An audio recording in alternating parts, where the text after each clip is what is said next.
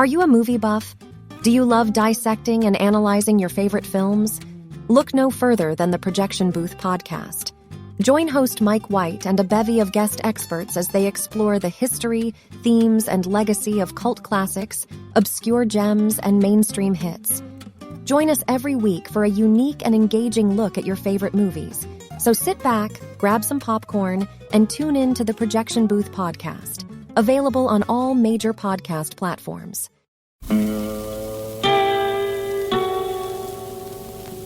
Hello, filthy movie lovers. My name is Gentry Austin. And I'm Casey Scott. And we're the hosts of the Sin Syndicate, film podcast for something weirdos, anti-criterion bros, and Joseph Sarno aficionados.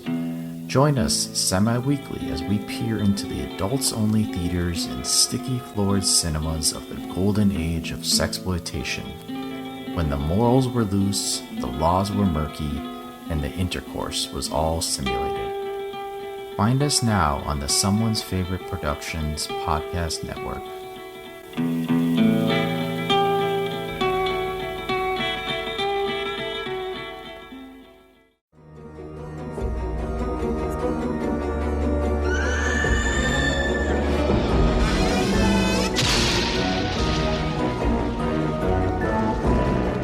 Hello, creeps. It's me, John Kassir, the voice of the Crypt Keeper, and you're listening to Chronicles from the Crypt.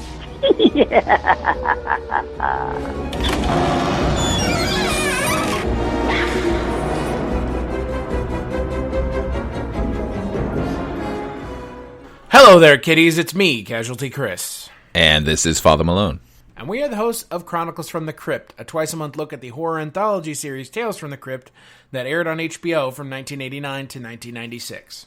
Now, on each of our podcasts, we do 2 episodes of the television series, and along the way, in between seasons, we do bits of Tales-related ephemera and some tangentially related Tales materials. On this episode of Chronicles from the Crypt, we're taking a look at 2 episodes from Season 6, Staired, in Horror, and In the Groove.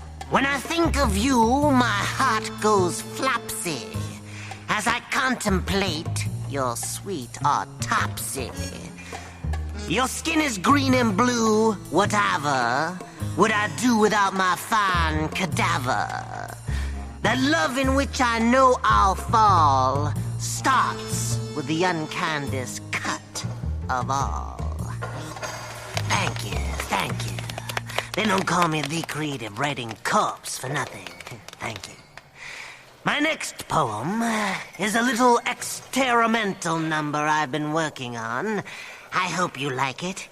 It's about a real ghoul dude named Clyde, who's about to try a little daiku of his own in a vile verse I call Staired in Horror.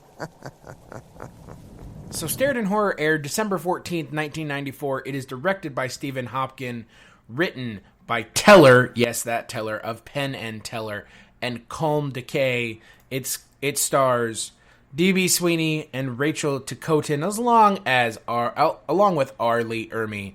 And D.B. Sweeney plays a fugitive on the run who stumbles upon a weird house that may or may not have a haunted staircase. Yeah, that's what happened, all right. Boy, isn't it?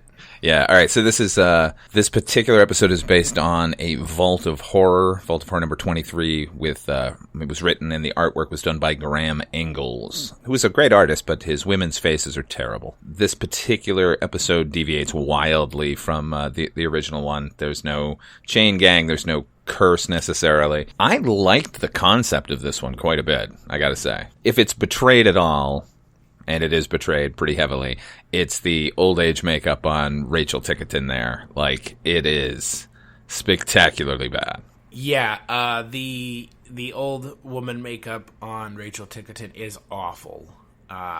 It's the kind of old person makeup that you're essentially told to avoid when you're doing this kind of makeup. It's a melty face makeup. It's real bad. I gotta wonder, I think the regular makeup effects people for the show for however many years are gone at this point, right? I mean, even... They have to be, because this is Bush League compared to what we've seen in the past. Even I noticed that this season, the Crypt Keeper segments are actually directed by A.L. Katz now. Whereas before, they were, I think Kevin Yeager was doing all of that, and Kevin Yeager was pretty much the main special effects and makeup guy on the show. So I'm going to guess he's gone now, and this is what we're left with. Not that we've gotten spectacular old age makeup in the past. It's been pretty universally terrible, but it always begs the question. Wait, you're telling me that Margot Kidder didn't look believable as an old woman? Oh my God, it was so good. I always wonder in an old age situation like this, why they just don't cast an actor who is older and bears some resemblance to them. I think they did that in A League of Their Own for the opening. They had a woman who looked sort of remarkably like Gina Davis, and then they just had Gina Davis dub the voice, which would have been appropriate here, considering we spend so much time with the old woman. Well, anything is better than what we got here, because what we got here is such a mess of an old woman makeup that it really does distract from everything else going on in the episode. I mean, it is that bad. Yeah, it's not good. Having said that, as I said, I do like the concept. I like this idea that there's a curse that if a man goes up the stairs, he will get old, and if she comes down, she'll get old, and they have to meet in the middle. It's interesting. I enjoy that, and always good to see R. Lee Ermey being R. Lee Ermey in every single thing he's in. Oh, I don't know. I actually did like the makeup on D.B. Sweeney once he goes upstairs. The sort of old age makeup on him was, I think, far more successful. But then it didn't need to be as prominently displayed as Rachel Tickerton's makeup. Well, that's the other thing about this episode is the conflict just kind of starts. It doesn't really let you know that anything's going on. It's pretty much in high gear from the moment the episode starts, which is kind of weird for Tales from the Crypt. There's normally some semblance of setup, and in this episode, there's not any. Well, no, I think we're just led to believe it's a chain gang episode or an escaped fugitive episode, and then it turns into this whole other thing. Which is just kind of weird for the show, yeah, for a number of reasons. Because this episode is kind of missing a little bit of setup. It really is. It kind of needs just a little bit of setup. Yeah, instead of kind of. You know, the other thing that actually bothered me in it is because the visual medium, I always say this, like, you know, it's the first rule of screenwriting is show me, don't tell me. And here, when she relates the curse to D.B. Sweeney while they're on the stairs, we kind of pan over to where it happened, and then we maybe hear some voices, but, like, why aren't we just seeing the flashback? It's kind of insane. I guess they spent all their money on the fantastic makeup. Yeah, it must be. I mean, like you said, I like the concept of this episode. I think this episode is really poorly executed for a lot of reasons. I think the rules of the stairs are not very well defined and seem a little wishy-washy at best. Yeah. And I think when they're put into practice towards the end of the episode, when you've got D.B. Sweeney's character continuing to venture farther into the house upstairs, it's really upsetting that it kind of just goes full. It throws all the rules out the window and just decides, okay, well, now he's just going to turn into essentially a zombie. Yeah, like, so when the curse was laid down, it was for all stairs within the house? Like, I mean, I get it. Like, the further he went up, the older he was going to get, the further she went up, the younger she was going to get. But, yeah, the rules of the curse are ill-defined at best. Yeah, and I think the ending really does sour me on the episode as a whole. You've got, Rachel Tickerton's character becoming a baby and D.B. Sweeney's character becoming, again, like an undead zombie, and then it just ends. Yep, it sure does. We're left with the horror of a baby and a zombie together. Shocking. And it's like, who cares? Yeah, I mean, eventually that baby's going to go back downstairs, right? Well, that's what the Crypt Keeper makes jokes about in the wraparounds, and it's like, I don't need the Crypt Keeper's wraparounds to finish the episode's logic for me. Like, that's not what the Crypt Keeper's wraparounds are for. Does that make sense? Yeah, absolutely.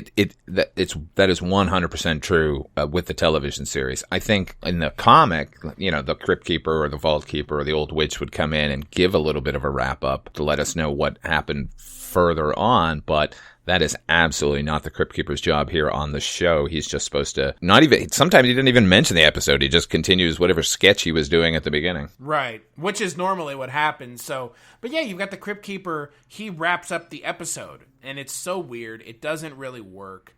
It sticks out like a sore thumb because I don't need the Crypt Keeper to be the one to summarize the episode, and he doesn't do a very good job of it. He just kind of makes a wisecrack about, she'll wander down eventually. And it's like, I don't need this. And I mean, again, I think this episode is a better concept more than anything else. I think it's a good concept, but not a very good segment.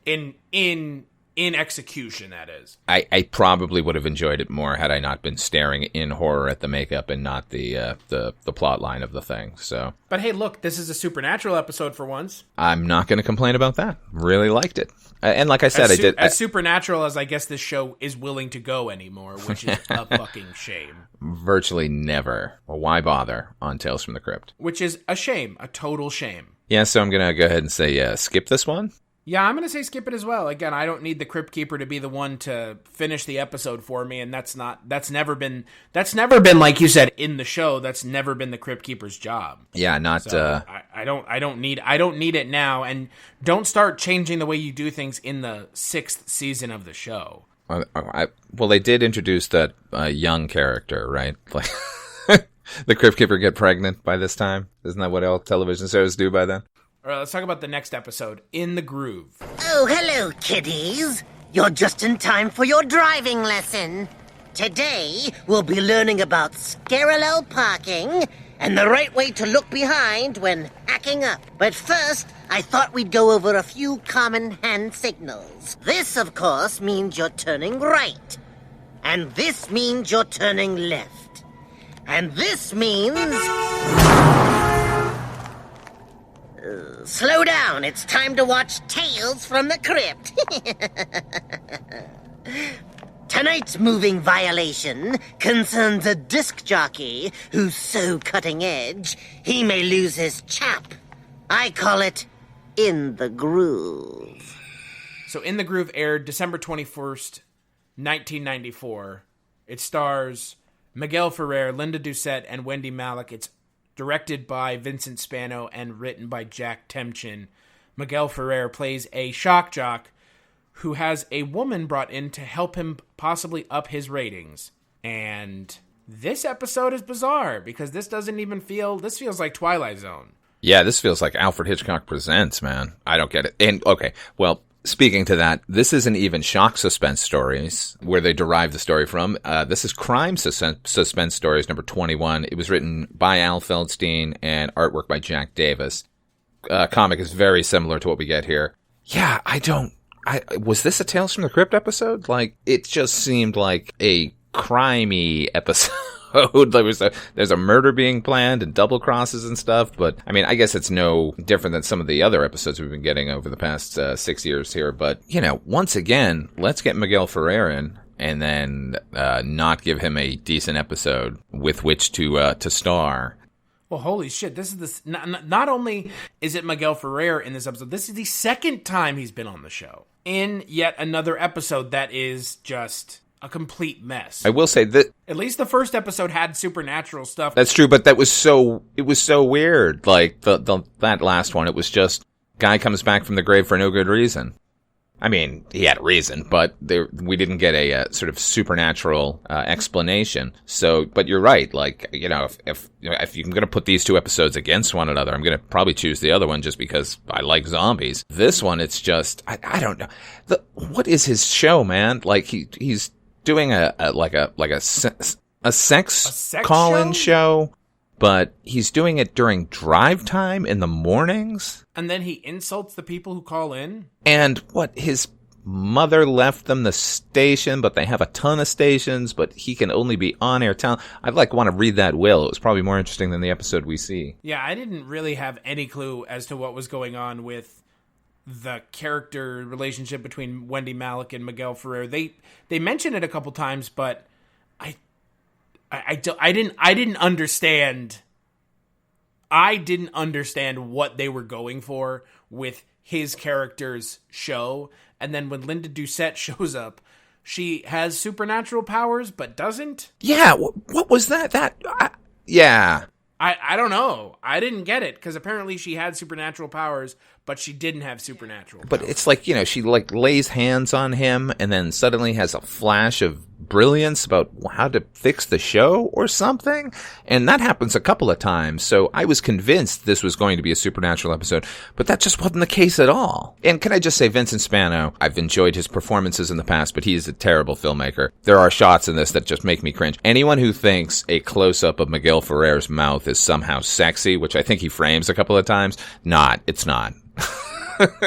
It's just there doesn't seem to be a lot of really well thought out sensibilities on screen when it comes to the people that are being shown and versus the talent that we know that they have. Yeah, I mean, this... Like, I know Miguel Ferrer is a good actor. I know Wendy Malick is a good actor, and they are completely wasted in this episode, especially Miguel Ferrer. Yeah, like the plot even doesn't... I don't know. Ultimately, what we were dealing with here was Wendy Malick wanted to try out new talent and used him as a guinea pig. This is what I took away from it. And so it was a plan with that girl to get rid of Miguel Ferrer and then give her the time slot for the show that he built up. I don't know. Very confusing 4 minutes of television. And then she dies at the end. And then Miguel Ferrer dies at the end. He just gets murdered. Right. Because that's, yeah. Why not? Why not? Because you would think that there would be some logic to the script. Yeah, it's really all over the place. And I don't know, this is not the first DJ type thing that they've done on the show. And no, this is the second one because they did the David Warner one. Which, I mean, I guess this one is a little more radio centric that they're in the studio the whole time, but didn't shine any light on any of the radio business, didn't give us anything interesting character-wise. I mean, his character's just pretty much a prick. And, he gets his comeuppance? I don't know. It's very confused. This is way too late in the game to be throwing these episodes out. Well, it's way too late in the game to be throwing out episodes that don't do anything. This doesn't have an interesting story to tell. It doesn't do anything interesting with Miguel Ferrer and his time, so why are we doing this episode? Yeah. I mean, right? Had this come earlier in the seasons, it still would have been a dog. I'm disappointed by this episode. More so than I was by Staired. Well, yeah, I mean, at least Staired and Horror had, an interesting concept in there. That's something to play with or turn over in your mind. And as unsatisfying as the ending might have been, it was at least an attempt at paying off something that had been set up. Here, it's about this guy and his success on the radio and this quasi-supernatural figure who's helping them to get there, and then just turns into a rote murder plot so he can inherit. Oh, okay. Why? Well, I gotta kill my sister because now she's getting rid of me. She's ousting me. Who cares? Just dumb. What did she even? What did Wendy Malick even care? Just fire him and let him go to another station. Yeah, I didn't know. I didn't get that at all. It seemed unnecessarily stupid. Unnecessarily stupid and unnecessarily contrived. Yeah, I mean, there was absolutely nothing for her to gain by killing him. She already had control of the radio stations. He was just on-air talent that she could get rid of at any time. So why this elaborate and way too elaborate plot to do this? It's a long con with very little payoff, I think. Ultimately, isn't he making tons of money now for the studio? Who cares? Keep him on the air. I was under the impression that was the case. So. But again, I'm having a hard time figuring out even what this episode was going for. Yeah. You know what I mean? There seems to be no clear through line to any of it. Miguel Ferrer wants to be successful on the radio. That's the only plot line that made sense or paid off in any way. The rest of it is confused. And again, I don't understand, ultimately, if you're going to tell this kind of story and you're going to tease a supernatural twist to it and then not follow through, why even tease it to begin with? Yeah, I mean, was that just a filmmaking mistake? I guess it must have been just a stylistic choice. I guess demonstrating what a moment of inspiration looks or feels like. But all it did was make me think that she was some sort of demon and there was going to be some demonic payoff at the end. Right. That's what I was expecting. I was expecting when they kind of cut to her at the end of the episode, you would see something kind of supernatural, a hint of it. And it never shows up. No, and it could have gone there. Like they could have had his show become weirder and more mean spirited, and then I don't know. That's an old Tales from the Dark Side episode called the Devil's Advocate with Jerry Stiller, where he's a DJ who abuses everybody, and then he ends up in hell. Which is I can't help but think of while I'm watching this episode, and so I guess I'm glad they didn't ape that structure necessarily, but any other structure might have been interesting because what we got was definitely not. I was about to say, yeah, what this episode is effectively, in my opinion, and clearly in yours, it is nothing. Yeah. Nothing at all. It is such a non-episode. Like, when it was over, I was like, that was it? So there we go. Now he's dead, and she's on air talent now, which seems to me could have just happened from the beginning. Yeah, would have rather spent time with Miguel Ferrer just like on the air for half an hour than the plot machinations they decided were necessary. Exactly. So, on the next episode of Chronicles from the Crypt, we're going to be taking a look at episode 11 and 12 of Season 6, Surprise Party and Doctor of Horror. Until then, where can people find you, Father Malone? Check me out over on my YouTube channel, Ot5 Films. Got a lot of content there for you. You can also hear me over on Dreams for Sale, the Twilight Zone 85 podcast about the only decent iteration of the Twilight Zone. And about once a month or so, you can hear me over on Chris's show, The Culture Cast, talking movies. And as for me, you can find me on Twitter at Casualty_Chris. That's where I plug all the podcasts that I'm on. Follow us on Twitter at ChroniclesFTC or ChroniclesFromTheCrypt.com. That's where you can find the rest of our show. We've been doing this show for almost 2 years now. We are nearing the end of the show, so go ahead and check out all those prior episodes. We do have an interview with a whole bunch of people: Ernie Hudson, John Kassir. They're all there. Check those episodes out. And as always, big thanks to John Kassir, and we'll catch you on the next episode.